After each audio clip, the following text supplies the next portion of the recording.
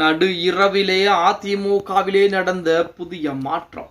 அதிர்ச்சியிலே அதிமுக தரப்பினர். நண்பர்களே, அதிமுக தொண்டர்களாக இருந்தீங்க அப்படின்னா மறக்காம நம்ம சேனலை சப்ஸ்கிரைப் பண்ணிட்டு இந்த வீடியோக்கு ஒரு லைக் பண்ணிருங்க. அனைத்திந்திய அண்ணா திராவிட முன்னேற்ற கழகம் என்பது புரட்சி தலைவர் பொன்மனச்செம்மல் எம்ஜிஆரின் மூலமாக உருவாக்கப்பட்டு நமது செல்வி ஜெயலலிதா அம்மையாரால் கட்டி காப்பாற்றப்பட்டதா இராணுவ கட்டுப்பாடுடன் கட்டி காப்பாற்றப்பட்ட ஒரு மாபெரும் ஒரு இயக்கம். அந்த இயக்கம் தற்போது தொடர் தோல்விகளை சந்தித்துக் கொண்டிருக்கிறது. அதாவது அரசியல் கட்சியை பொறுத்த வரைக்கும் வெற்றியும் தோல்வியும் என்பது நிரந்தரம் என்பது கிடையாது. திமுகவை பொறுத்த வரைக்கும் நாங்கள் 200 தொகுதியிலே கண்டிப்பாக வெற்றி பெறுவோம் என சொன்ன திமுக தற்போது சொந்த தொகுதியிலே கோட்டை விட்டார் ஸ்டாலின். இந்த தோல்வி என்பது நிரந்தரம் என்பது கிடையாது. ஆனால் அதிமுகவுடைய தொடர் தோல்விகளுக்கு எடப்பாடி பழனிசாமி தான் காரணம் என தற்போது ஒரு தரப்பினர் பாத்தீங்க அப்படின்னா பொறுப்பை உயர்த்த ஆரம்பிக்கிறார். அதாவது எடப்பாடி பழனிசாமி தான் காரணமா அல்லது அந்த பதவியில் நாம் அமர வேண்டுமா அப்படிங்கிறத மிகப்பெரிய ஒரு போட்டியாக இருந்து கொண்டிருக்கிறது. இப்ப எஸ்பி வேலுமணியோ சி.வி. சண்முகமோ அதிமுகவுடைய முக்கியமான பொறுப்புகளில் அமர்ந்தாலும் கூட அதிமுகவை வெற்றி வகை சூடு வைத்து விடுவார்களா பார்த்தா கிடையவே கிடையாது. ஏன்னா மக்களுடைய மாற்றம் என்பது அந்த அளவுக்கு இருந்து கொண்டிருக்கிறது. இப்படிப்பட்ட ஒரு சூழலில் நடு இரவிலே அதிமுகவிலே மிகப்பெரிய ஒரு சம்பவம் ஒன்று நடந்திருக்கிறது. சி.வி. சண்முகம் எஸ்பி வேலுமணி தலைமையில் நேற்று தினம் இரவு மீண்டும் முக்கிய ஆலோசனை கூட்டம் நடத்தப்பட்டிருக்கிறது. இதில் விஜய்க்கு ஆதரவு தெரிவிப்பது குறித்து முக்கிய முடிவு எடுக்கப்பட்டிருக்கிறது. பெரும்பான்மையான எம்எல்ஏக்கள் வேலுமணிக்கு ஆதரவாக இருப்பதால் அவரே சட்டமன்ற குழு தலைவராக தேர்ந்தெடுக்கப்படவும் வாய்ப்பு என்பது இருக்கிறது.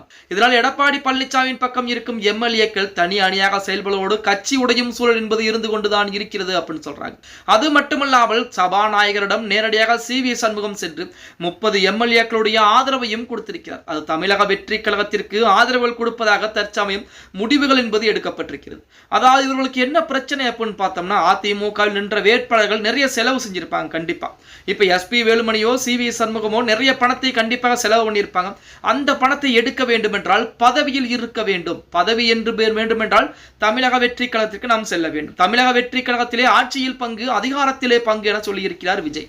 அப்பொழுது நமது தமிழக வெற்றி கழகத்திற்கு ஆதரவுகள் கொடுத்தால் நம்மளுக்கும் அமைச்சர் பொறுப்பு கிடைக்கும். அதை வைத்து நாம் சம்பாதித்து விடலாம் என இந்த இரண்டு நபர்களும் நினைச்சுக்கிட்டு இருக்காங்க. அதுதான் இங்க மிகப்பெரிய ஒரு பிரச்சனையாக இருந்து கொண்டிருக்கிறது.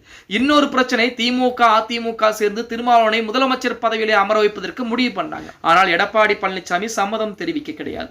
எடப்பாடி பழனிசாமியை பொறுத்த வரைக்கும் விஜய் ஆட்சி அமைத்தாலும் அமைத்து விட்டு போகட்டும், திருமாவளவனை முதலமைச்சர் ஆக்குவதற்கு வாய்ப்பு என்பது கிடையாது என சொல்லிவிட்டார். அதுதான் இங்க மிகப்பெரிய ஒரு பிரச்சனையாகவும் பார்க்கப்பட்டுக் கொண்டிருக்கிறது. இந்த இரண்டு பிரச்சனைகளின் மூலமாகத்தான் தற்சமயம் அதிமுக இருக்கக்கூடிய ஒரு 30 சட்டமன்ற உறுப்பினர்கள் தமிழக வெற்றி கழகத்திற்கு ஆதரவாக, அதாவது எஸ்பி வேலுமணிக்கு சி.வி. சண்முகத்துக்கு ஆதரவாக செயல்பட்டுக் கொண்டிருக்கிறார் என இணையதளங்களிலே செய்திகள் என்பது வெளியாகி கொண்டிருக்கிறது. ஆனால் எந்த ஒரு தகவலும் அதிமுகவின் சார்பாக அதிகாரப்பூர்வமாக இதுவரைக்கும் வெளிவர கிடையாது அப்படின்னு சொல்லியாங்க. ஓகே கைஸ், வீடியோ பிடிச்சிருந்தா மறக்காம லைக் பண்ணுங்க. அப்படி நம்ம போடக்கூடிய வீடியோ பத்தின கருத்துக்களை கீழே மறக்காம கமெண்ட் பாக்ஸ்ல பதிவு பண்ணுங்க.